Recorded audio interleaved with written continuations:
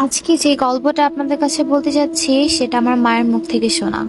মা যেভাবে করে বলেছে আমি সেভাবে করে বলার চেষ্টা করছি। তখন আমার বয়স ছিল 10 বছর। তখন মোটামুটি সবই বুঝতাম, কিন্তু এতটাও জ্ঞান ছিল না। তখনকার দিনে বিদ্যুৎও ছিল না, তাই ফ্যানও ছিল না। তাই গরমের দিনেও রাতের বেলাতে জানালা খুলে ঘুমাতাম। প্রত্যেক দিনের মতো সেই দিনও তাই করেছিলাম।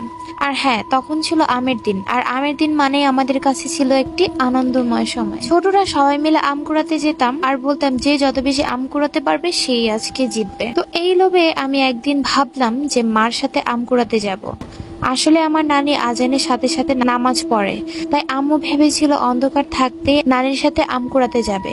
তো সেদিন মাকে বলেছিলাম আগে আমাকে ডাক দিতে, এবং এটা বলে আমি ঘুমিয়ে পড়লাম। হঠাৎই দেখি কে যেন আমার পাশ থেকে উঠে গেল, আর আমিও উঠে তার পিছু পিছু গিয়ে দেখি মা বাড়ি থেকে বেরিয়ে যাচ্ছে। নিশ্চয়ই আমাকে না নেওয়ার ধান্দা। আমি এটা ভেবে মার পিছু নিলাম এবং মাকে অনেকবার ডাকলাম। মা হাতের ইশারায় আমাকে তার সাথে সাথে যেতে বলল। আমি তার পিছু পিছু যেতে থাকলাম আর আম কুড়াতে থাকলাম। সেদিন ছিল চাঁদনির রাত।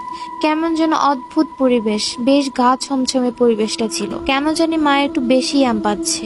সেদিক দিয়ে ধরতে গেলে তো আমি তো এক ভাগই পাচ্ছিলাম না। হঠাৎ খেয়াল করলাম মা তো আমার